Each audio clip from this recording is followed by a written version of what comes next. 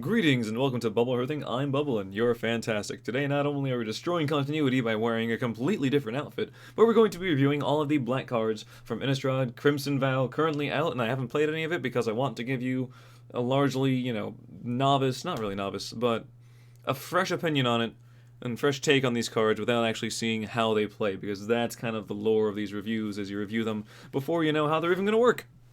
Cool. Without further ado, let us begin.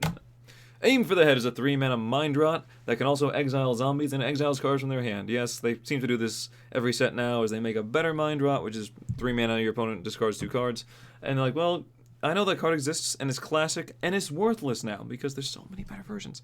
So, I'm going to put that over there. Look at that. Organization in the midst of a video. So, what have we here? Well, this is more of a sideboard card. For the exile target zombie effect, and exiling cards from their hand is very nice. I don't know if it necessarily replaces, what is it, Go Blank, I believe is the current one, where you have your opponent discard 2 cards, and then they exile their graveyard along with that. So that, I think, largely overshadows this. But if zombies do become a deck, they might already be a deck, I don't know, they could be outside my door right now, walking into it very slowly. I don't hear any thumping, but who am I to judge? But yeah, this card is more of a sideboard card if your opponent's playing zombies. If not, I think I would actually go for the previous version of this card. If you even want 3 mana. Discard. Wow, okay. Moving on to a time when I'm not dying. This is more of a sideboard card. Yeah, there's really not much I can say about that. Sideboard, both limited and standard. Maybe like 1 out of 5 standard. Probably not. And limited, 2 out of 5. If your opponent's playing zombies, throw it in there. Arc Ghoul, this is my second take on this because I had a little issue where I was thirsty. That was the issue. And I said Arch Ghoul, and like Arch Ghoul makes more sense because Arc Ghoul is harder to say, and then you know what I do? I say Arc Ghoul even though it's more difficult. Yep, that's my life. So, Arch Ghoul of Thraben is a 3-mana 3/2. When this or another zombie you control dies, look at the top card of your library. If it's a zombie card, you may reveal it and put it into your hand. If you don't put the card into your hand, then you can put it into your graveyard. Almost made it through. Sorry, I was trying. I'm working on my rap career, and so far I've gotten about that far. You watched it. That's it. The rise and fall of whatever the hell I was doing. So, this is very reminiscent of a Midnight Reaper, in the sense that if you have a lot of zombies in your deck, then it's effectively board wipe protection, where you put this on the board that's already got a few things on it. Your opponent plays a Wrath or just kills a few of them, and as long as it's hanging around for it, if when they die, you get to look at each card, and if they're zombies, you basically just draw them. I do like how they have that clause where you can put the card into your graveyard. Even if it's a zombie, you might want it in the graveyard. You don't have to reveal it. You can just toss it. And maybe it has some graveyard effect, or maybe it's just more beneficial to you there. So that's pretty solid. Honestly, I would say probably a 2 out of 5 in Constructed. Yeah, like in Standard, it's not a bad card at all. I wouldn't be surprised if I saw this in a zombie deck. Or even no, not a cleric deck. It's a zombie cleric, and clerics they do have a small tribal thing going on. They're not to be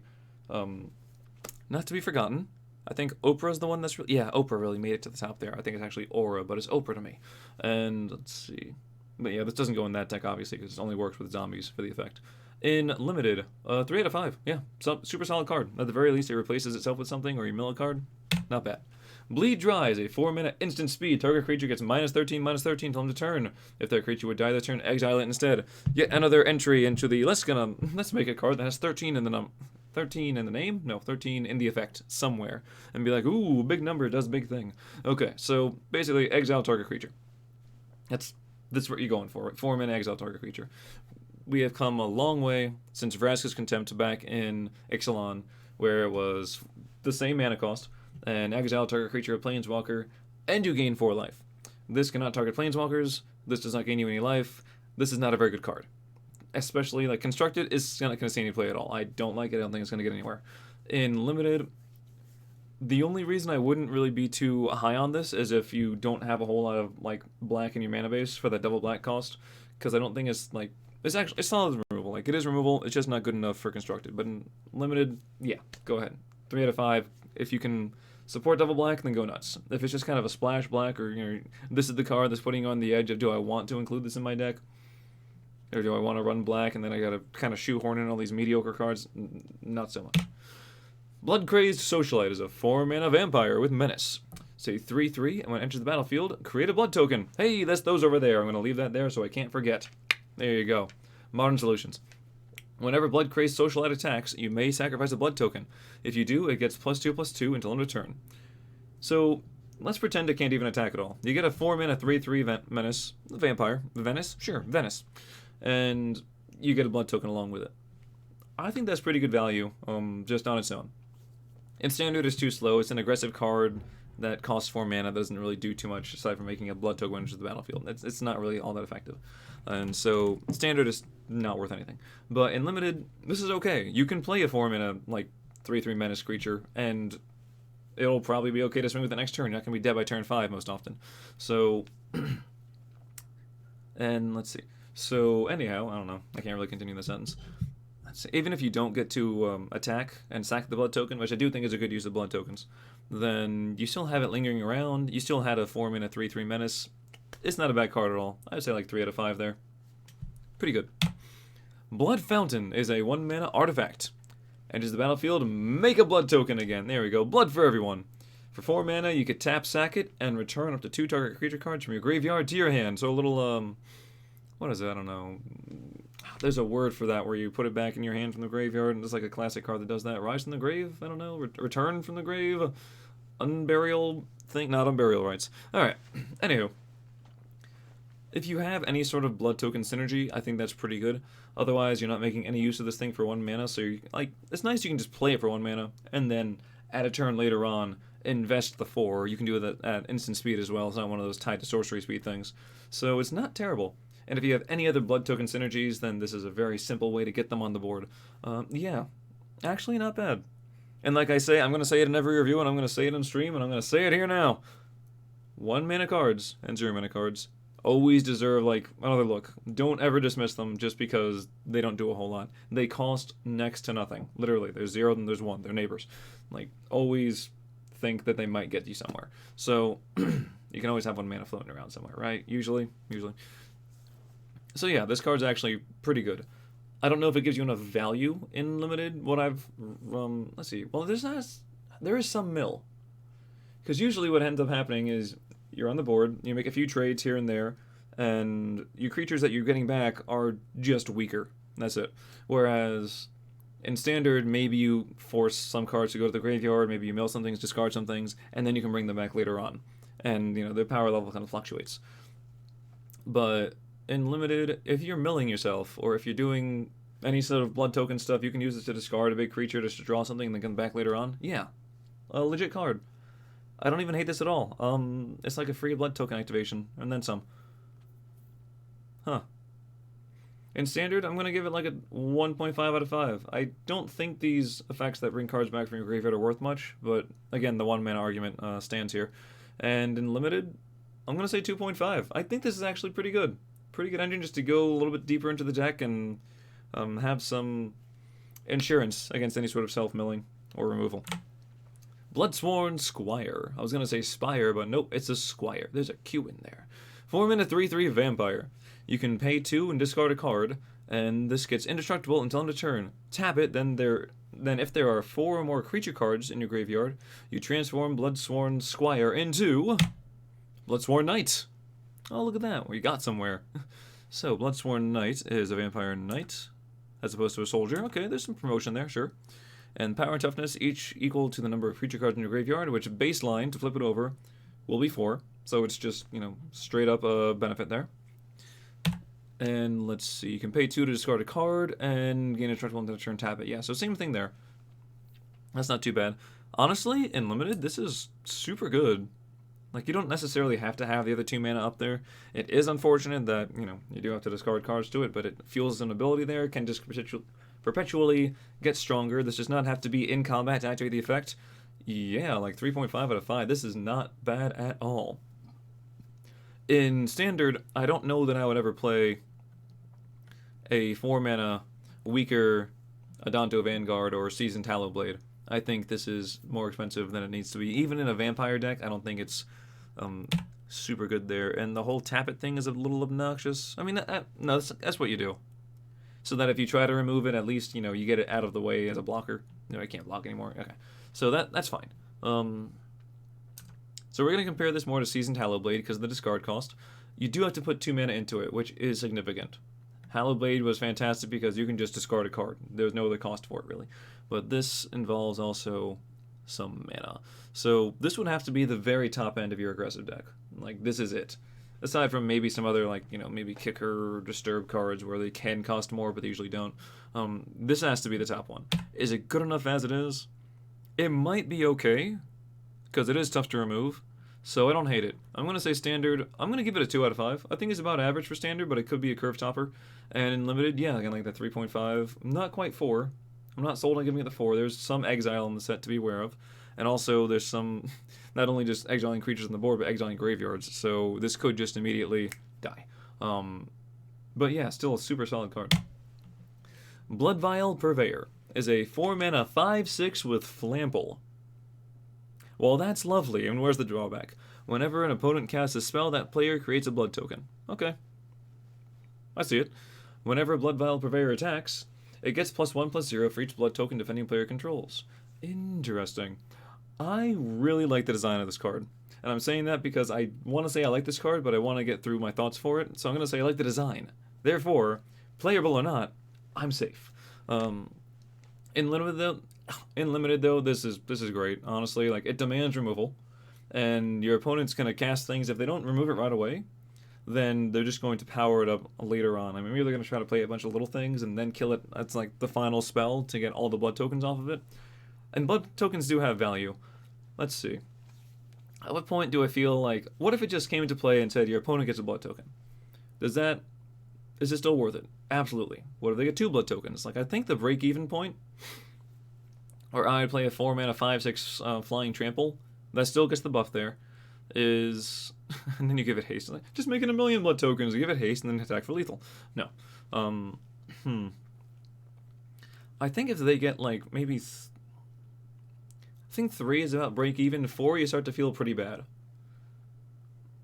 I don't know if your opponent can reasonably play 2 or 3 spells before removing this card and still claim any sort of advantage before you get in with a solid attack. So I think this card's fantastic. 4 out of 5 limited. I don't think it's actually like a bomb, because it does give your opponent some way, as long as they keep casting spells, to find the answer. You know, they can just keep discarding and drawing, and maybe I got this, okay, I know I have removal in my deck somewhere. It's alright. It gives them options. In Standard, this could see some play. It depends on how low to the ground, on how low the curves are for a lot of things.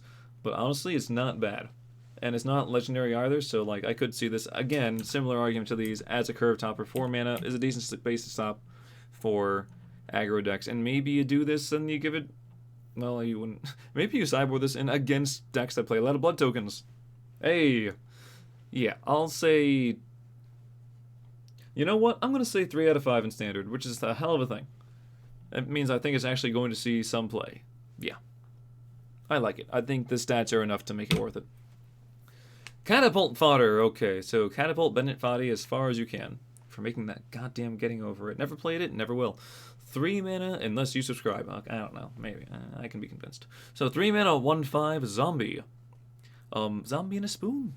Oh, nice. At the beginning of combat on your turn, if you control 3 or more creatures that each have toughness greater than their power, transform Catapult Fodder. So there's a strange theme in black, I think a little bit in blue as well, where you want to have higher toughness than power. I don't know why, of all things. It seems like it'd be, I don't know what it would seem like, more of a green or more of a white thing, because it's like more defensive. Green for just having large creatures, and they could be like, you know, large walls, I guess. And white for, I'm just thinking of like Wall of Omens. Blue has a few walls as well. Red's walls usually actually have some power to them, and they die in one hit, but they also take whatever down with them. Anyhow. Yeah, Wall of Frost is like a hell of a classic card. God, that one's so nice. Oh, take me back. Anyhow. So I guess there is some history for that being, and, yeah, okay, there's some history for it. It's just strange to see it in this set of all things. Like, what does this have to do with zombies or vampires? I don't know. They tried to make it work. I don't like it. So anyhow, what is your payoff? This counts itself, by the way, so if you control 2 other creatures with toughness greater than their power, you get to have the Catapult Captain. A 2/6 zombie. You can pay 3 and tap it. Sacrifice another creature, not this one. Target opponent loses life equal to the sacrificed creature's toughness. So basically, if you have the fodder, then the captain just shows up. It's like, huh, look at all these zombies I can just throw at people. Yeah, I guess I'm in charge now. Because you can't launch me because I'm too big. And yeah, you actually can't launch him probably because it would be too much damage to do for free. I don't know. I don't know why he can't launch himself. I feel like it'd be fine if you actually fulfill the requirement. Sure, you get 6 damage in one time. Hey, Lava Axe you +1.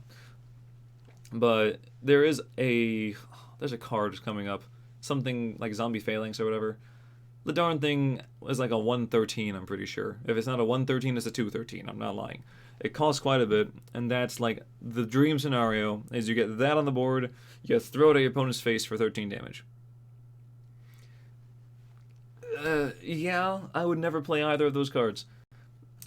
I wouldn't play this unless you happen to be, unfortunately, be picking those cards that happen to fit there, or maybe just coincidentally, like, this has higher toughness than power, so I could see that. This does not. I'm not going to go through each one, but, like, this is a good card that does. This does as well. One more card, maybe you throw it in there. If not, a 3-mana 1/5, like, Defender isn't terrible, because at least it has some power where your opponent's X1s can't just, you know, attack willy-nilly. But don't count on flipping it over. Never count on flipping it over. I wouldn't. If you do, congratulations. You know, you can cross out that spice in your bingo board, but otherwise, no. 0 out of 5 standard, even though someone's probably going to make a meme with it and it's going to be hilarious. And limited, I don't know, 1.5, I guess. It's still a creature. It still does something. Cemetery Desecrator is a 6-mana 4/4 zombie with menace. A lot of zombies have menace. Makes sense. I mean, they're menacing, right? Yeah, fair enough. It reads, when this enters the battlefield or dies, exile another card from a graveyard, either one. Yours or your opponent's, or whichever one of your opponents, I don't know. When you do, choose one. Either remove X counters from target permanent, where X is the mana value of the exiled card, or target creature an opponent controls, gets -X/-X until end of turn, where X is the mana value of the exiled card again. So, you want to, I mean, let's see. Odds are you're going to have like maybe a 3 or 4 cross card in your graveyard in limited. In standard, there's ways to, you know, force some discards and whatnot. Maybe you're making your opponent discard things to duress or something, or aim for the head. Although those would be exiled, so that's a bad example. Yeah, we're going to stick with duress. And you decide to exile that card for some value. ETB, in the dream scenario, this kills a creature or a planeswalker. And then when it dies, it also kills a creature or a planeswalker. There's a good chance that at least one of those two things is going to be true. And it's a 4/4 with menace, which is tough to remove cleanly without just, you know, instant or sorcery removal. Like, it's tough to beat in combat. And odds are when it dies, it'll, like, have some blockers, it'll do some damage to creatures, and you could probably, like, they have to double block this, of course. That's what menace is. So they're probably having a big guy plus, like, a little chump thing. You can either ignore the chump, whatever, or you can hit the big guy, and then exile a card on the trigger, on this ability triggering, for, like, a value of maybe 2, and that should be enough to finish off whatever you attacked into. Yeah, honestly, it's not bad. It's really not a bad card. In limited, it's certainly good. In standard, I don't know if that's where it's at, because there are plenty of decks right now that do not care about having creatures on the board until they kill you, or having planeswalkers on the board at all. Maybe with, you know, the new Sorin and the new Chandra, we can see some more planeswalker action, but, and I think she's going to be pretty good, but also I think she's coming down on turn 3 and doing other things that don't really matter too much. But doing other stuff that this card doesn't really, that we don't care too much about. I don't think that this is the best answer to one of those things. So in standard, I'll give it a 2 out of 5. It still has some power to it. Like, don't get me wrong, it's still a hell of a card, but I don't think it hits as many decks as I would like it to. And in limited, this card's actually fantastic. This is, like, no lie, like 4.5 out of 5. I only say that because it can be tough to get cards in your graveyard that you want to trigger with this, and maybe you or your opponent might not have any, who the hell knows. So don't always count on this happening. In the case where it's a 6-mana 4/4 menace, feels pretty bad. I'd rather have a 5-mana 4/4 menace. Obviously, I'd rather pay less, but I think that's about the rate. So paying an extra mana, like, above what I think is fair for just the baseline there isn't great. But yeah, still a good card. Still, I'll give it the 4.5, and I will take away half the point for the reason I just said. Moving onwards, Concealing Curtains is a 1-mana Did I talk about this card? I think I mentioned it at some point. Oh, you know what? In my pack opening, I had a little story about this that I'll share with you now. So, say 1 mana, 0/4 defender. Hey, you can put it in the catapult. Why? I don't know. You put a curtain in the catapult. Makes sense, right? You can pay 3 and transform it. Activate only as a sorcery. So there's no tricky, no interesting way to transform it. You got to discard these things and then have this much life and then have so many creatures on the board. No, just pay 3 mana. And that's it. And you get Revealing Eye. Still has higher toughness and power, worth noting. So it still works in the catapult. It actually conforms. Not really conforms. It kind of conforms to the catapult. I mean, the eye is a good size, and then it can kind of move the tentacles around to really get a snug fit. And then it's squishy when it hits, so it does like poison damage. Anyway, it becomes a 3/4 with menace, and when it transforms, your opponent reveals their hand. You can choose another card from it, and if you do, they discard it and draw a card. So that is, I believe, the Vendilion Click effect, more or less. Or maybe exactly. I think it's actually exactly what it is. Which is a strong effect, don't get me wrong. It's very legitimate. Unfortunately, they are discarding in a format where things going to the graveyard doesn't mean they stay there for long. So, not the best thing there. But 1 mana, 0/4 defender is good at the beginning of the game. Also, this is a rare, so I might not love your rare pick, but hey. Solid opening play. Should be able to keep you from taking damage for a few turns at least, and if your opponent decides to remove it, you're probably fine with that too. And then later on, I don't see any issue with saying, I don't want my defender anymore. I'm fine with essentially playing a 3 mana, 3/4 menace. This card's great. I don't see anything wrong with this. In, like, limited, yeah. There are 0 drawbacks here. Aside from the potential where you choose the card your opponent puts to the graveyard, and maybe you don't have any really good choices. And then they draw a card. Honestly, like, I'm going to say 5 out of 5 limited. Limited. Don't get me wrong here. This is a limited card for sure. And standard, defenders don't do a whole lot. Let's be real here. We don't play walls in standard. This is a 1 mana investment to a 3 mana card later on. Okay, I mean, it's something, but it's not something I love to see. So I will say 2.5 out of 5 in standard. I think it's pretty good. I don't think it's great, though. Little story that I shared in the pack opening video, which is making you not really need to watch the pack opening video, because that's clearly the peak of entertainment right there. But card reminds me of an old-timey Ghostbusters cartoon.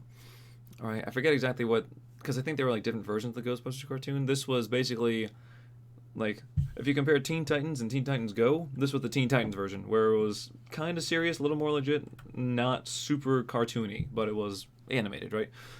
There was some art expo, and there was an orb, some strange kind of orange, reddish, like rust-colored, if I recall correctly, orb that had kind of markings on it, almost like a Pokeball with like the rings and the circle in the middle. And it was surrounded by a curtain. And the whole reason why I was in the Ghostbusters is that anyone who looked at it, like, caused this strange spirit to appear that had like eyeballs all over it, and it would like steal your eyeballs. And it was a Saturday morning cartoon, more or less. So, you know, there weren't any bloody eye sockets, no visceral scenes of, you know, eyeballs being ripped out, but it was just basically you see the little and then later on they have like a bandage over their eyes. Right. But yeah, I thought that was really cool. And then like the eye comes out, like, okay, maybe I really would love to ask the artist here, which unfortunately is a little too blurry for me to see right here, if they ever saw that episode, because I feel like it could be a reference to it, but maybe I'm just grasping at things now, but at least it took me back a little ways. I appreciate it. Courier Bat is a 3 mana 2/2 flying bat, as bats often do. When Courier Bat enters the battlefield, if you gained life this turn, return up to 1 target creature from your graveyard to your hand. That's it there. So there is a small life gain, actually a decent life gain theme as well. More so in white, probably a little bit in green, and vampires tend to have lifelink every now and then. So not exactly too hard to come by in a set based around vampires getting married. Potentially against their will, we'll see. But yeah, this card's okay. Even if it's just a 3 mana 2/2 flyer, it's alright. This is like a 2 out of 5 unlimited.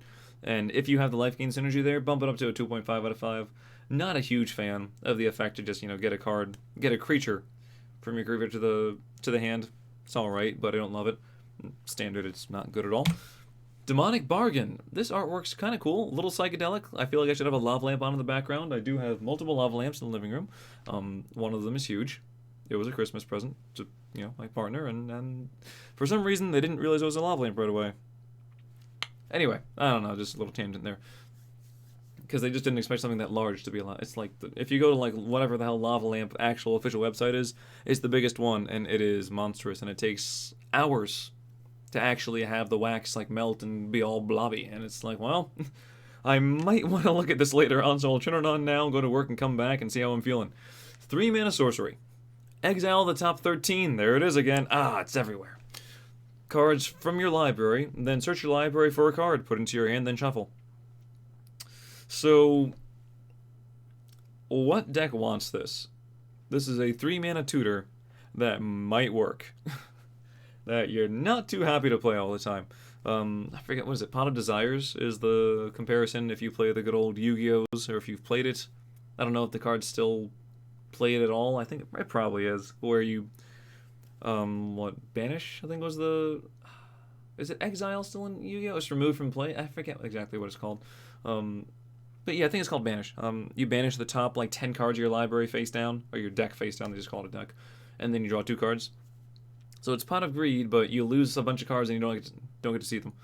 At least these you get to see the cards, I don't know. But what deck wants this? Okay, so you exile a bunch of cards. In Limited, where your deck is 20 cards smaller than Standard, at least, I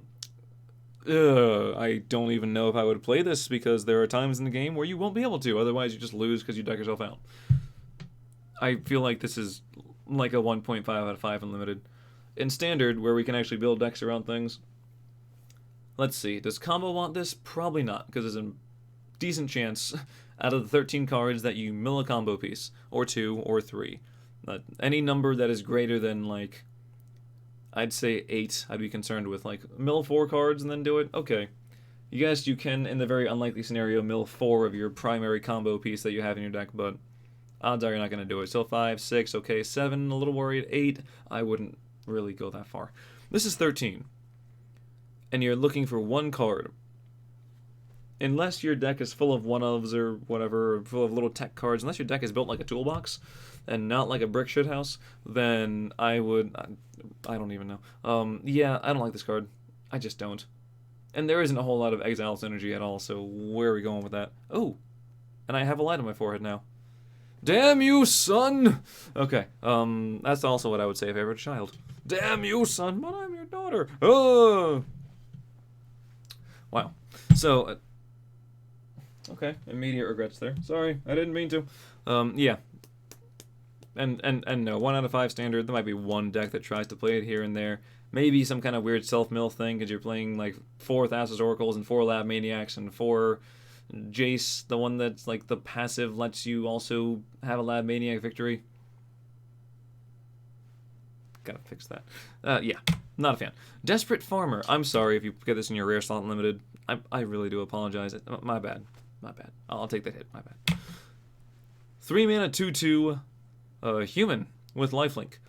Whenever another creature you control dies, transform Desperate Farmer. Because he realizes you cannot farm a horse. Especially a dead horse.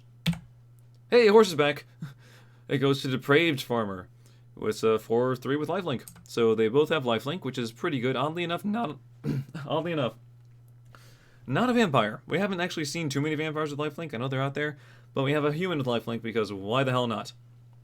And let's see, Human Knight. So we're not referencing the horse at all, because the horse is clearly some degree of zombie, but we're referencing the farmer. Or the harvester, not Depraved Farmer, Depraved Harvester. Okay. 3 mana 2/2 that probably turns into a 4/3. 3 mana 4/3 lifelink. Not bad. Actually legit card. Your opponent might remove this. Like, they're inclined to remove this before removing other things. And it's alright. And you can also potentially sacrifice things and just start swinging kind of wildly, knowing this is going to flip over. You can give your opponent, like, potentially a better thing. Well, I try to adjust my face so I don't get the sun in my face, and god damn, this is what I get for doing things later on. Yeah. I need, like, an umbrella.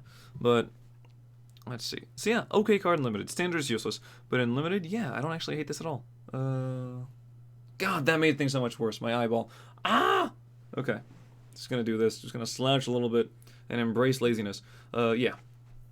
Limited, I'd say it's like a 2.5 out of 5. If you have life gain synergies, which are in this thing, of course, then I would give it a little higher, maybe like a 3 out of 5. If not, then stick with a 2.5, then you're probably going to flip it.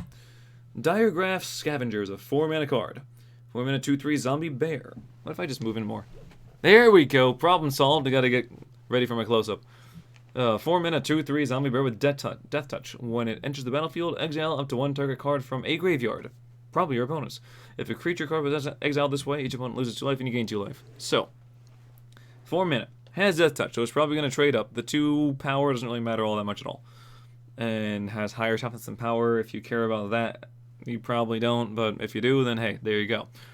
Can gain you life, and there's a very real chance it gains you life, actually. That's legit. Has the life gain synergies. And also exiles a card. Hates on the graveyard. This card is all around well-designed, well-built, super solid, like 2.5, maybe 3 out of 5. I'll say 3 out of 5 in limited, because Death Touch is actually pretty nice. Yeah, I wouldn't hate putting this, or nearly any number of these, in a deck. If I had 2, I would run 2. If I had 3, I'd probably run 3. I don't know if I'd run all 4, so I think the number is actually 3 there, but yeah. Really good value for what it does. And in limited I said, in standard, no. In standard, no. But it's nice. Nice to see. There's a sword sticking out of his head, and there's a bird on the sword. That seems disrespectful, but at the same time, like, what are you gonna do? Doomed Dissenter is a 2-mana 1/1. When it dies, make a 2/2 black zombie creature token. This is a reprint. This is fine. It's okay. It's good to sacrifice for extort. Or not extort, exploit, sorry. I think extort was an ability, wasn't it? And you can, like, you have to pay another mana and then you draw a card or something. I feel like that was something in, like, an old Ravnica set. Then I think it was tied to Orzhov, if I recall correctly. Maybe. But let's see there. So yeah, just okay card. And standard is not going to see any play there, even though we have some sacrifice things. There's already Shambling Ghast that just does kind of a better job. I don't really want to invest 2 mana into a 1/1 and then a 2/2 later on. I don't love it. I think there are better death triggers to trigger. In limited though, it's fine. 2 out of 5. Maybe a little better if you have a good amount of exploit. Dreadfast Demon. And yeah, it makes a zombie, obviously. Okay. Dreadfast Demon is a 7-mana 6/6 flying demon. At the beginning of your end step, sacrifice a non-demon creature. This is not optional. You have to do it. If you do, create a token that's a copy of Dreadfast Demon. Worth noting, this is basically always like an upside. There are a few cards, namely like demons and devils and things like that, where they come out and they have really good stats, but the downside is you have to sacrifice things and eventually they can wind up sacrificing themselves if they're the last one left over. No. This thing means that whatever you sacrifice can't be a demon, it can't sacrifice itself, and it also cannot sacrifice the tokens it makes. So it's pretty decent there. In limited, if you can get up to 7 mana and have like any presence on the board, this turns everything into a 6/6 at some point. Like you can usually wait it out and win the game. So yeah, even if it creates one single token of it that's a copy of itself, then you're good to go. And of course the copies also have this effect, so if you have like this and 3 other creatures on the board, it transforms 1. Next turn, they both transform the other 2. The other non-demon creatures. Yeah, in limited, this is fantastic if you can get to 7 mana. Because it costs 7 mana, I'm going to put it at a 4 out of 5. If it costs a little bit less, then it'd be 5 out of 5 auto-include. It's still probably worth it to play it, though. I'm sorry, was I saying standard? If I was, I am correct. In limited, I don't know if I misspoke exactly, but in limited, 4 out of 5. In standard, it's not great because you usually want a creature that on its own warrants removal. And this, while you can't exactly ignore a 6/6 fly for very long, it doesn't just spawn the tokens. You have to put more into it, so you have to have other creatures. Yeah, I don't like it so much. You want to force your opponent to remove this in an inefficient way to get value. And unfortunately, playing this and then playing a board wipe just feels really bad. Yeah, so in standard, it's probably not going to see any play. I'll say like 1 out of 5. Maybe you'll see like 1 or 2 of them here, but even then, it's not a great curve topper. Dreadfugwe. Sticking to it. 1 mana sorcery with cleave. Oh, we haven't seen a cleave card yet in this color. Alright, we'll get there. Target player reveals their hand. You choose an element card from it with mana value 2 or less. That player discards that card. Oh, but what are those little square brackets you see? Well, if you decide, you may pay the cleave cost, which is 2 and a black, And when you do that, you get to ignore what's in those brackets. So instead, for 3 mana, you can have the target player reveal their hand, choose a non-land card from it, and discard the card. Any non-land card does not have any mana value restriction.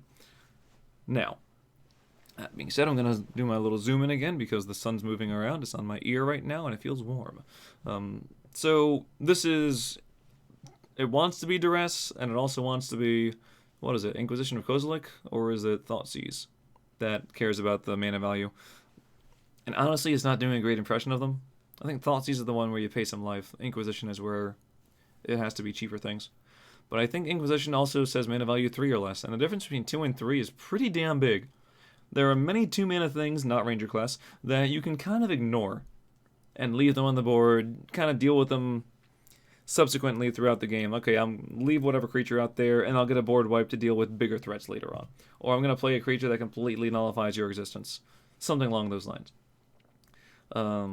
I guess also Luminarch Aspirant is good, but still, like, 2 or less isn't a huge range of threats. Even though I like it, this is your Duress effect that's not really all that great. So I'm going to put this at like a 1 out of 5 in limited. Also, these effects aren't fantastic. And, geez, I don't think it'll see any standard play. There's better options. Dying to Serve is a 3 mana enchantment. Whenever you discard 1 or more cards, create a tapped 2/2 black zombie creature token. Triggers only once each turn. So it's 3 mana. You do nothing. There is some discard synergy, of course, in the set. We've seen a few cards already. Blood tokens are a hell of a good example of them. If this just spawned a blood token with it, that'd be pretty cool. It doesn't. So obviously it needs to go in that kind of specific deck where you're making blood tokens or you have other discard effects. And not even when your opponent discards things, it's just you. So I think in Standard this is not worth it at all, because you can only do 1 zombie a turn, which doesn't live up to the value.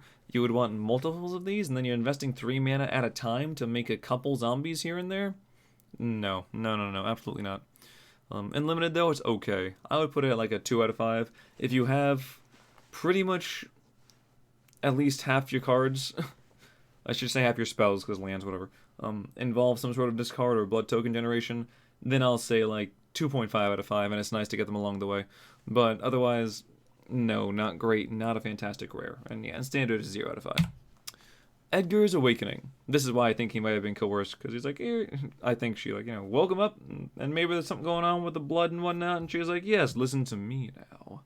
So, 5 mana sorcery, return target creature card from your graveyard to the battlefield. It's Reanimation! And that's my face. It's almost like a Phantom of the Opera kind of thing going on with like just the half of it. That's kind of interesting. It's very elegant and very blinding and painful.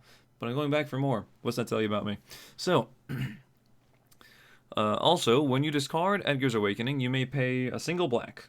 When you do, return target creature card from your graveyard to your hand. So...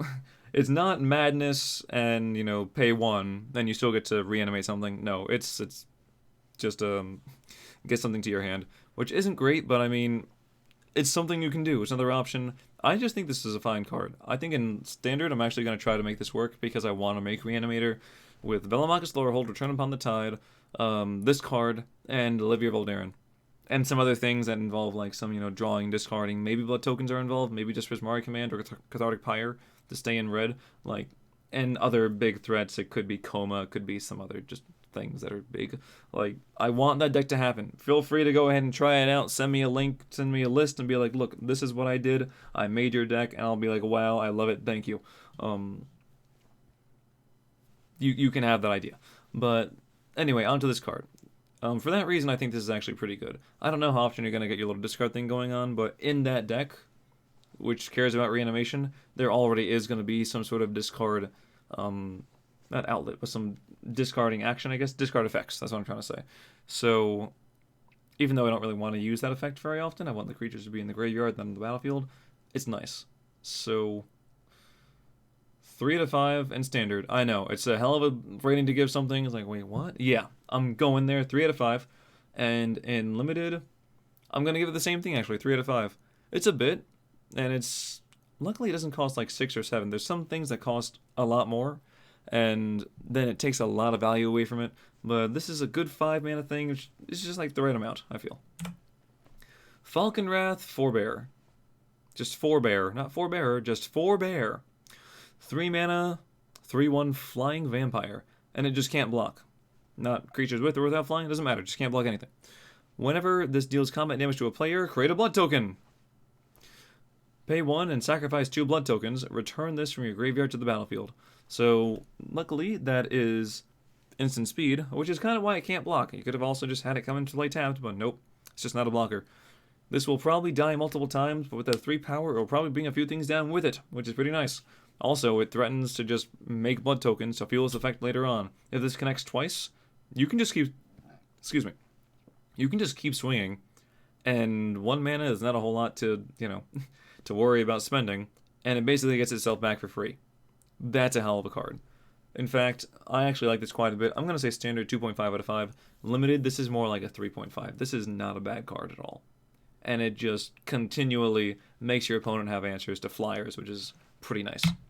Fel Stinger is a 3 mana 3/2 zombie scorpion, of all things, lovely, with Death Touch, Exploit, and when it exploits a creature, target player draws 2 cards and loses 2 life. So if it was just a 3 mana 3/2 Death Touch, okay, not great. You really want more toughness on a Death Touch creature, so it gives you a chance to potentially trade multiple times. Sorry. Trade multiple times there. Like, if this was just a 3 mana 1/3 or 1/4 Death Touch, that largely does the same thing. I guess having higher power means your opponent's probably going to want to block it, versus just taking the 3 damage to the face. Whereas if it was a 1/4, okay, I won't block, I won't block, I won't block, and then it's relegated to defense. Which makes more sense for a Scorpion, it's more of an aggressive creature. But I really don't like the 2 toughness. I think it's a little too easy to remove. That being said, though, attaching like Exploit and what's it called, Sign in Blood, along with it, that's fine. Yeah, nothing wrong with that at all. You don't even have to do it. Yeah, solid card, like 3 out of 5 in limited, because Death Touch is really good. In standard, no, not worth a damn thing, but still, nice to see. Gift of Fangs, the card that has so much yellow and gold in it, and by little accents of it, that I want to call it a rare card, but it's not. It's just common. A 1 mana aura enchant creature. Enchanted creature gets +2/+2 as long as it's a vampire. Otherwise, it gets -2/-2. And people are gonna say, "Oh, this is just a strictly better deadweight," which is just 1 mana target creature gets -2/-2 as an aura. However, in the set where there's a good amount of vampires, there's a decent chance your opponent's gonna play a vampire, and you'll want to kill it, but you can't because this is only gonna make it stronger. Unfortunate. Of course, if you're playing your own vampires, then you can buff them and you have those 2 options. If not, it's still a good removal. Like, this isn't a vampire. That's all I'm saying. And for 1 mana, the potential to remove even a little thing off the board, you can probably get rid of your opponent's 2-drop, maybe 3-drop. It's still solid there. I would still play this. It's going to be very difficult to force Vampire Tribal Unlimited, like to just go all vampires. And there's a good chance also that you're going to be running some of your own vampires. If you're in draft or sealed there. In standard, I could potentially see this being played as like a few card, maybe not the whole. You would never run 4 of this card. I don't think it's worth that, but maybe 2 of them, 1 or 2, in a deck where you're already running vampires. This is not removal if you're not running vampires at all.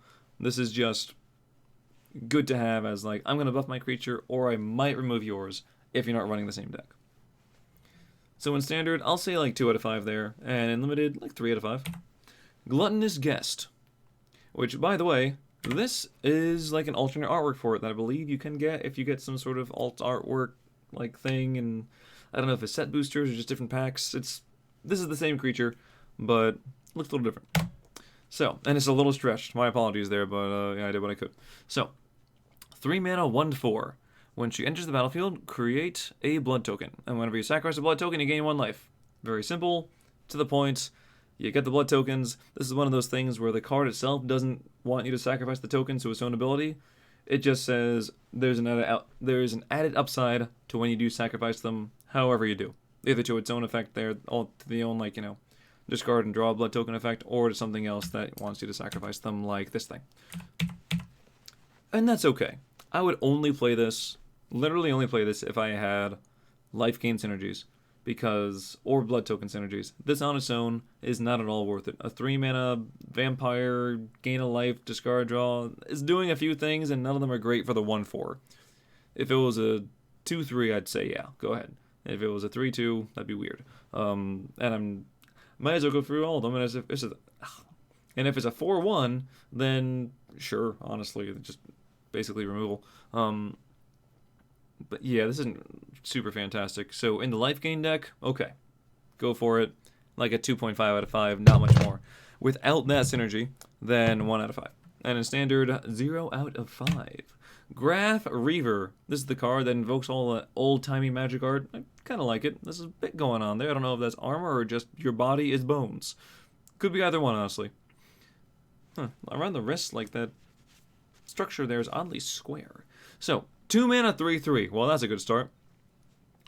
Exploit. When it exploits a creature, destroy target planeswalker. Okay. At the beginning of your upkeep, it deals 1 damage to you. That is the trade-off for having a 2 mana, 3/3. In limited, this is absolutely fine.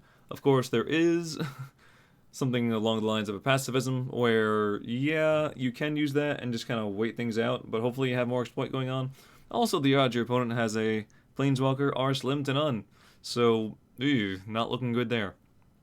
You're probably not going to need any reason to exploit unless you happen to have the egg where you want to sacrifice it just because you want to sacrifice it. But in limited, I would still take it and call it like a 3.5 out of 5 because the value's there and it's probably not going to deal too much damage to you. In standard, where you can play this as a plethora, almost guaranteed, you can play 4 of this and probably get it as a 2-drop more often than not. Or, I don't know, maybe not more often than not, but you can probably get this as a 2-drop enough, or even playing it on 3 isn't so bad, or sneaking it in somewhere. Maybe turn 4, you play 2 of these. And you might run into Planeswalkers as well. This is more of a sideboard card for an aggro deck. I wouldn't run this main board. Unless you're super crazy aggro and this just happens to fit in perfectly, I would side this in if you know your opponent's playing Planeswalkers, and that's largely it. You can also try to do this with something like Scourge of the Skyclaves, where you want to have lower life as well. It's a, Death Shadow Incarnate, and that'd be kind of cool. But I'm not huge on this. It's a 2 mana 3/3, probably doesn't do much but ping you every couple turns. This is not running Regitor, okay? Let's just get that straight. This is not a 3 mana 7/6. This is a 2 mana 3/3. It's not such a huge buff.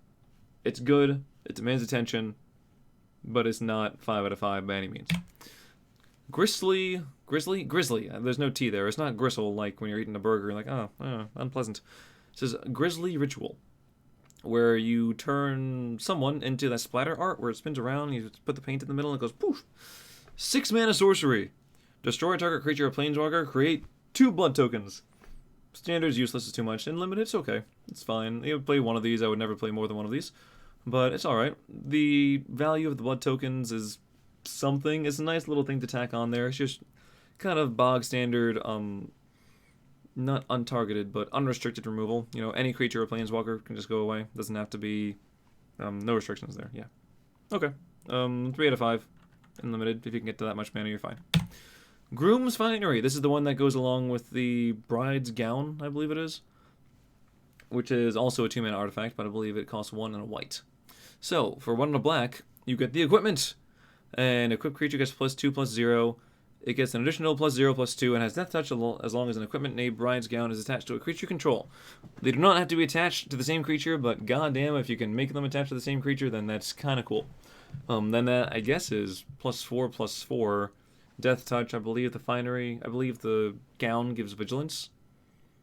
And yeah, that's basically it. But without that, without the chance of, you'd have to running 2 different colors and have both of these playable in your thing, and otherwise it's a 2 mana +2/+0 and equip for 2. No, I mean, sure, go ahead, go for broke trying this combo out and trying to make it happen, and then when it does, take a picture, take a screenshot, post it on Reddit, have a good time. Enjoy the karma. But otherwise, it's like a 1 out of 5 for me. Maybe 1.5. I'll say 1.5. If you get the combo there, then sure, bump it up to a 2. In Standard, where you can actually run 4 of them and have the colors you need all the time and know what the hell you're putting in your deck, it's going to be a 2. Both of them are going to be 2 out of 5. if you do that, because it's not horrible to do. Unfortunately, it's not one of those equipments that comes equipped already, so you're investing a turn and another turn to do stuff, and you kind of forecast what you're doing, and I don't love it. But it might actually get there. The more I talk about it, the more I think it might be legit. Headless Rider, which you might think implies there are no heads, but no, there's actually 5 heads, 6 heads if you count the horse, in this image. Take that. So, 3 mana, 3/1 zombie. Whenever Headless Rider or another non-token zombie you control dies, you create a 2/2 black zombie creature token. Is the sun gone? Nope, still there. Okay, it burns. So, let's see. When things die, you replace them with zombies. Yeah. Not bad at all. Another 3 mana board-wide protection sort of spell. Instead of potentially getting cards in your hand to the graveyard, you just make more things on the board. Super, super legit card, I would say. And it's aggressive, which is kind of cool, though. I like the 3/1 on it. So yeah, in limited, like 3.5 out of 5. I see no reason not to play this. Worst case, you play a 3 mana 3/1 that replaces itself with a 2/2. That's value. And in standard, I would probably see 1 or 2 of these, maybe even 3. In a deck like this isn't terrible at all. Yeah, 3 to 5 both ways. This is a solid card. Henrikh Damanasi. Yeah, that's what we're going with. Is a 4 mana 1/3 legendary vampire with flying. So for 4 mana 1/3, what else do you get? At the beginning of combat on your turn, choose one that hasn't been chosen. So you either, at the beginning of combat again, each player sacrifices a creature. Edict effect, not bad. 4 mana removal, and you still have the body. You draw a card and lose 1 life. Solid ability, nothing wrong with that. That's standard black, some drawback to drawing cards, but still good. Or you transform her into Henrikh Infernal Seer, which is a 3/4 flying Death Touch lifelink. And you can pay 3, and she gains the effect to pay 3, and each creature you control with flying Death Touch and or lifelink gets +1/+0 until return. Which, there's a few of them that have that in here, so it's not really it's not terribly unlikely that you're going to get something to get buffed with this on the side. So, let's take a look at the front again. Don't think of this as a 4 mana 1/3, because the turn you play it, you have the option to immediately transform it at the beginning of combat into a 3/4. I guess your opponent has a narrow window of opportunity to potentially deal 3 damage to it and kill it before it flips over, but not a big one. So it's essentially a 4 mana 3/4. However, then you lose the value of the other 2 abilities. And it's nice that you have the option, but of course, if you get to hold on to this for a few turns and make your opponent sack a creature and, draw a card, which might be the more common one there, because there's plenty of times where you really don't want to sack your creature and your opponent might have a few things that can be sacked very easily. So I think you're probably going to want to wait 2 turns, play it, draw a card, lose a life, and then transform it the next turn. And I believe she transforms, I think you can just attack with it next turn. Yeah. The downside of this is a much better blocker, of course, than this. So you're sacrificing a turn of, getting a card advantage, and then, going crazy later to just having a solid blocker. Yeah, though, I think she's fantastic. In limited, I'm going to say that she's probably... Is she going to win you the game on her own? Probably not, but, 4 out of 5, she's going to get you damn near close. And in standard, how much play did Rankle see? A little bit, not much. Had haste, did similar things, didn't go anywhere. Yeah, this is the whole, and I'm going to reuse a joke that Jim Davis said, and I think he got it from chat anyway, so why not? This is the whole thing where, what do you mean? We have Rankle at home. Rankle at home. So yeah, not too high on this card actually seeing much play. Don't get me wrong. I loved Rankle. I thought he was absolutely insane. 5 out of 5, go nuts, and it was going to warp the metagame. And I would have said the same thing for this card if I had seen this one first. But Rankle came first, didn't do so much. Did something. So I'll say 2.5 out of 5. It'll see some play for sure, but I don't think it's going to be a top tier card. Hero's Downfall. 3 mana, instant destroy target creature, planeswalker. So it's murder, which is just 3 mana destroy target creature, but you can also target planeswalkers. Yeah, this is a reprint as well. It's an okay card. It's fine. I think it used to be rare. I believe it was. And it got downshifted, which is always nice to see that. Always a fan. In standard, this is okay. It's basically you're not paying the life for, I believe, is Infernal Grasp. But you can also target planeswalkers. You might see a little bit of play here and there, probably just in control decks where you can afford to invest 3 mana into something versus, like, you know, it's not really going to be an aggro, potentially mid-range thing, but I think there's better value for 3 mana. So maybe a little bit here, maybe a sideboard card. Meh. In Limited, this is fantastic removal. You just play this every time you get it, and there's no problem. You might even, like, first pick this thing if the rare that you see isn't really all that enticing.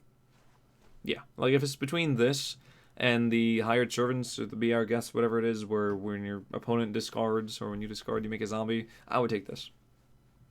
So yeah, this is probably like 3.5 out of 5, maybe 4 out of 5, just solid removal, does what it does.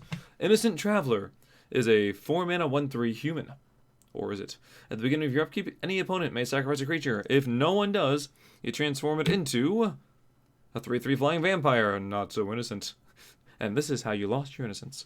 Malicious Invader, which is this card now, gets +2/+0 as long as an opponent controls a human. So if your opponent has a human, it's a 5/3 flyer. If they don't, it's a 3/3 flyer for 4, which is okay. And let's see, I mean, it does give your opponent the option to keep it as a 1/3, but maybe they don't want to when they make a few sacrifices, and later on they shouldn't have made those sacrifices, and it's kind of adding up. Like, it's an interesting mind game to kind of play with your opponent, but the payoff is a 4-mana 3/3. If they have humans also, they can just sacrifice their humans. Like, it's going to feel real bad sacrificing Thalia, I'm not going to lie, but they can sack their humans, so when this flips over, it doesn't get buffed. If it gets flipped over, that is. It's an okay card, though. In Limited, I'll say like 2.5 out of 5. I think it's a little better, and it has flying, so it's okay. Standard's just not worth much. Even against the human deck, which could probably be a thing, I wouldn't really bother. Mind Leech Ghoul, and it's staring right at me. Oh, that's great. Eye contact is, you know, really important these days. A 2-mana 2/2. A zombie with exploit. When this exploits a creature, each opponent exiles a card from their hand. Okay, cool. Yeah, nothing wrong with that. Slightly better than your average bear, gives you a little option there. I'll say, I'll just leave it at 2 out of 5, though. It's okay. It's not great. You know, they get to choose what card. It's not that exiles, so they definitely lose any value they could have had off it, but as my chair becomes somewhat metallic, geez, why is it? I guess just because the sun is doing some weird chroma nonsense. It's okay. Yeah, just 2 out of 5. In Standard, it's not doing much. Parasitic Grasp. I like the artwork. It reminds me of Grief in Modern Horizons 2, and Solitude in Modern Horizons 2. Also, I guess there's like a 3-bit Inspector or something in there. So, 2-mana instant. Parasitic Grasp deals 3 damage to target human creature, and you gain 3 life. Or, if you decide to pay 3 for it instead, then it just deals 3 damage to target creature, and you gain 3 life. Which is not bad. You can either play it for 2 or play it for 3. It's not too far apart. Much better, I believe, than the ones that have cleave cost that's like an extra 4 mana and a whole other color in there to do an effect that's marginally better. So yeah, solid limited removal, absolutely. I wouldn't mind playing this for 3. Sure, for 3 mana you can just outright kill something for actually the same cost, but maybe you want that life gain, you know, and maybe it doesn't really matter. So 2.5 out of 5, maybe even 3 out of 5 limited. Just removal's good. And in Standard, it's not worth it at all, so don't even bother. Path of Peril, ooh, another rare, is a 3-mana. Oh, you know those cards that I said have like way higher cleave cost and add a color? Here we are. So, 3 mana, destroy all creatures with mana value 2 or less, or for 6 mana, destroy all creatures. So a 6 mana board wipe. That's a lot. Usually board wipes come at 5. Like, and they're also just white. Here you have to be playing black and white, and you're killing your things as well. It's not great. It's a lot of investment for a little, but if you decide, you can play it early and wipe the board for early things. Honestly, this is not a bad control card, I'm going to say. If you don't have any creatures, then you might be okay with this thing, because one of the best things in Standard when it was around was like Cry the Carnarium against your opponent's whole bunch of, like, you know, X2s, where you play that on turn, I believe it was a 3-mana spell, and you basically wipe your opponent's board. And you exile their graveyard for a bunch of things too. So like that was definitely a play. When you're playing aggro, like, I hope you don't have that card, because I'm going to play into it every time, because it can't really not be aggressive in my first few turns, right? That's what my deck does. So, yeah, I actually kind of see this. I see you, card. I see what you're doing there. I like this only in control. This does not go in an aggressive deck, obviously. In Limited, I don't think you can really do as much with this as you would like. You can't make a control deck unlimited, or at least you can't very easily make a control deck unlimited. So I'm going to bring this down to like a... I'm going to make it a 3 out of 5 in limited, and I'm going to say it's a 4 out of 5 constructed. Yes, you heard me correctly, 4 out of 5 constructed. This is going to see play, for sure. In limited, though, it's okay, just because being able to have a board wipe is okay. It's not bad. Persistent Specimen, which is a skeleton. There we go. 1 mana, 1/1 skeleton. You can pay 3, return it from your graveyard to the battlefield tapped. Cool. 3 mana, you can exploit this multiple times, which I imagine the Specimens quite often are. You can just have it around as a blocker here and there. It's nice. If you have 4 mana, you can... Not 4 mana, but if you can keep 3 mana floating at the end of the turn, then you can, your opponent attacks, block with it, bring it back from the graveyard tapped, your turn comes around, untap. There you go, just have a blocker forever. It's okay. It's not bad. In limited, yeah, like 2 out of 5. If you have enough exploit things, then 2.5. I wouldn't really rate it much higher than that. In standard, no, 3 mana is a lot. In standard, 2 invest. Pointed Discussion is a 3 mana sorcery. Draw 2 cards, lose 2 life, then create a blood token. So for 1 more mana, then Sign in Blood. Sign in Blood costs 2, and you draw 2, lose 2. For 1 more mana, you get a blood token. Is the blood token worth 1 mana? Not in a million years.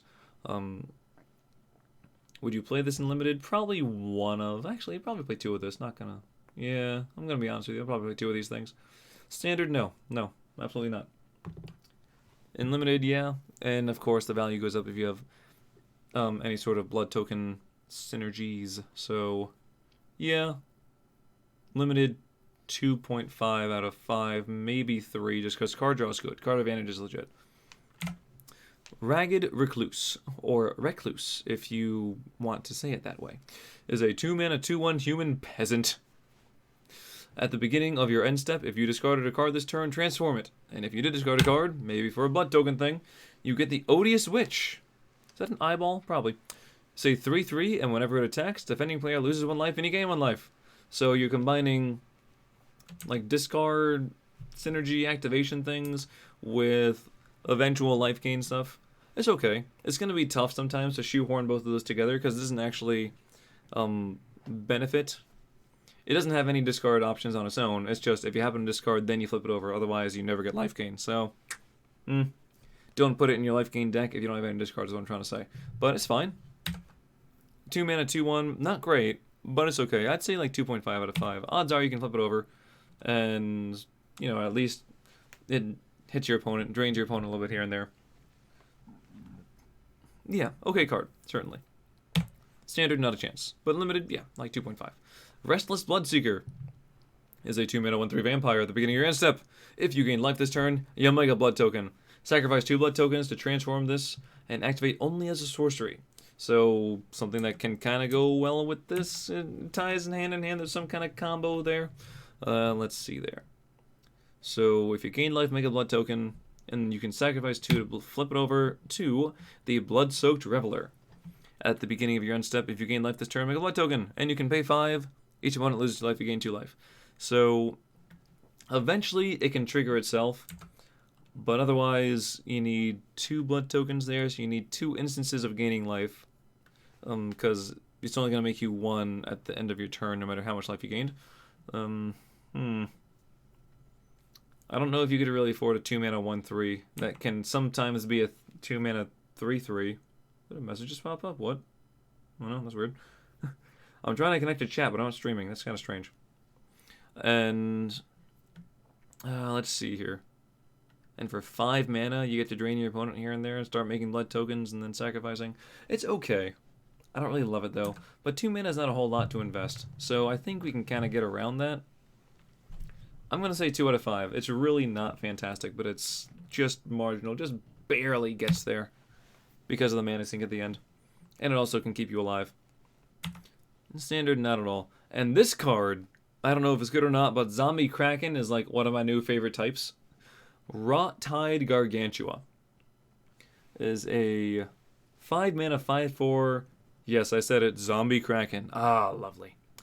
With exploits, and when it exploits a creature, each opponent sacrifices a creature. So, basically it has a edict thing, you know, you sacrifice a thing, they sacrifice a thing, but you don't have to, and you can just have this thing be a decent sized creature. And it's a zombie Kraken, which is just amazing. So yeah, super reasonable card. Nothing wrong with this. 2.5, maybe 3 out of 5. You can use this like towards the end of your curve as a threat that your opponent should remove, and it makes them get rid of something that could potentially block it. Either a little chump block thing is now gone, or their bigger creature is also gone. Legit. Standard, no, but limited, like 3.5 out of 5. I'd say 3.5. Yeah, I'm gonna settle on 3.5. Skulking Killer is a 4-mana. God, right, this card's actually awful. Skulking Killer, spoiler alert, yeah, is a 4-mana 4/2 Vampire Assassin. When it enters the battlefield, target creature your opponent controls gets -2/-2 until end of turn if that opponent controls no other creatures. So you have one instance, it doesn't even have flash, which, like, as an assassin, they could have flash, it would be on brand. You play this for 4. 4-mana 4/2 feels really bad, right? It might kill a creature if it's if it's the only creature your opponent has.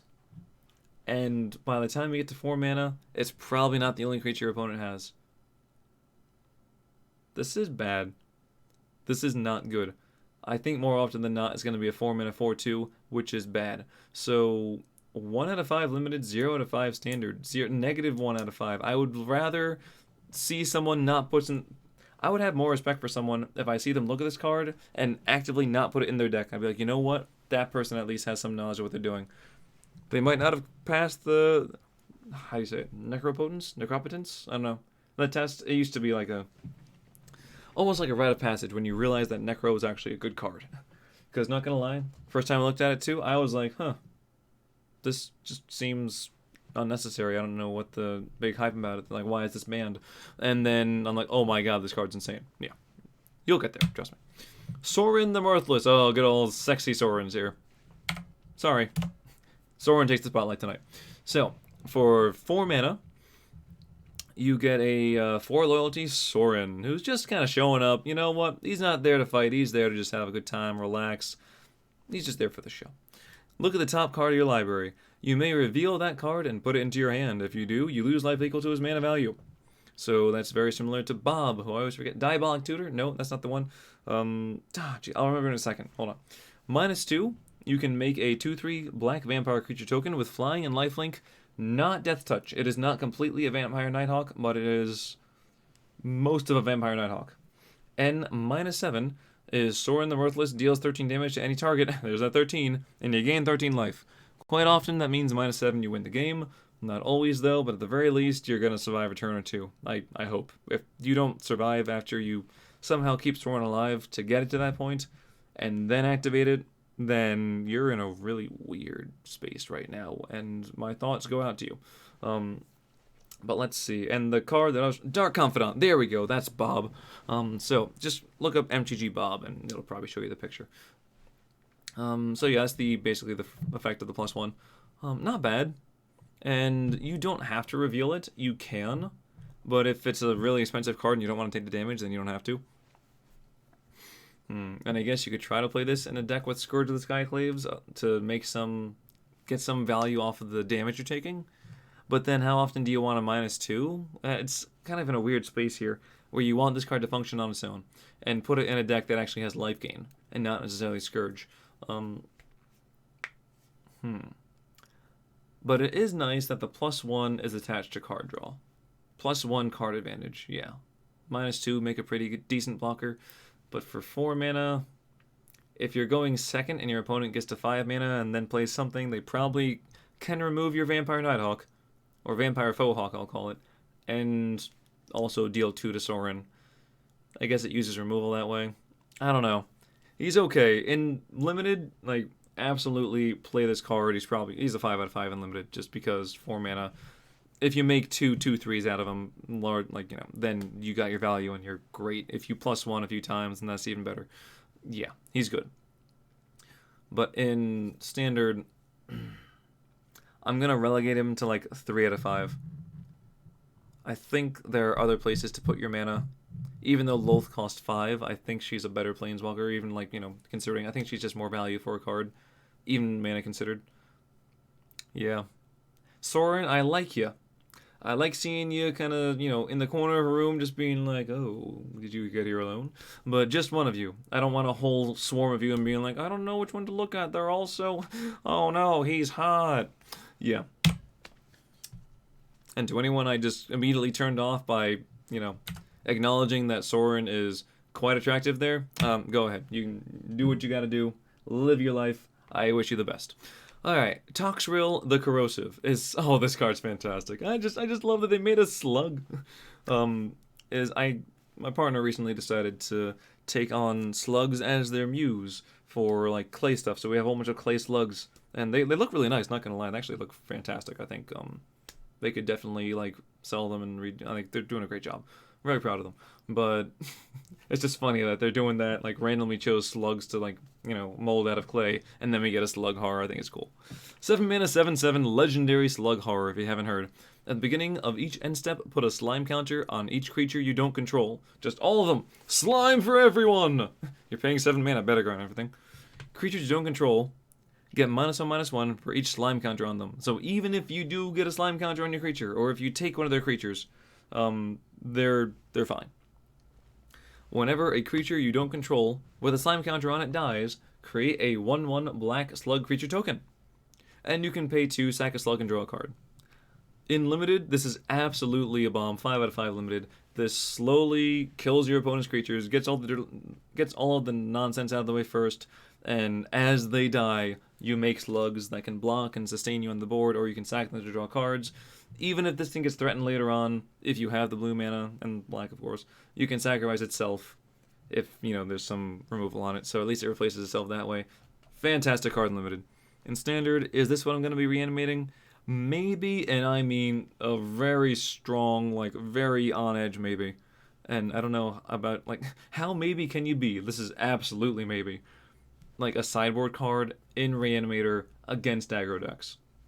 If I can get this down, if I can cheat it out on, like, turn 4 or 5, then I feel like we're talking, and my opponent might just not have a way around it.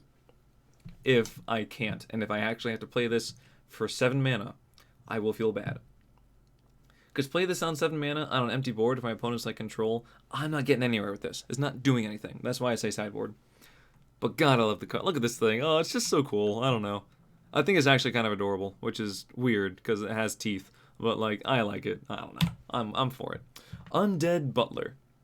2 mana, 1/2 zombie. When it enters the battlefield, mill 3 cards. When it dies, you may exile it. When you do, return target creature from your graveyard to your hand. Another one of those little things. It's okay. It's not great. If you have a decent number of graveyard synergies, then I'll take it.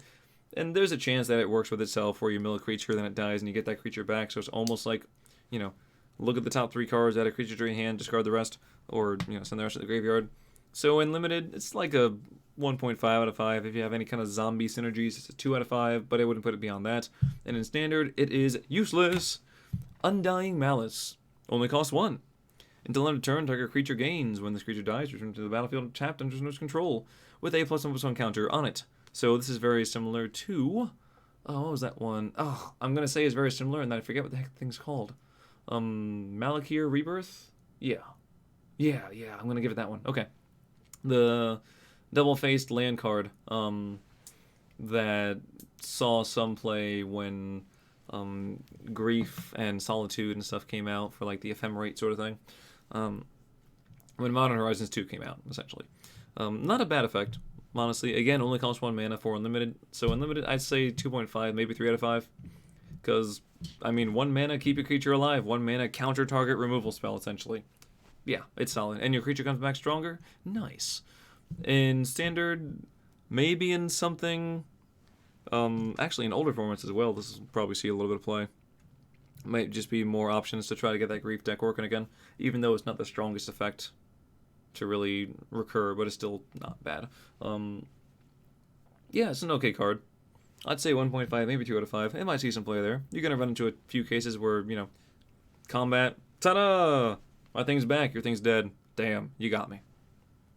Yeah, not bad at all. Unhallowed Phalanx.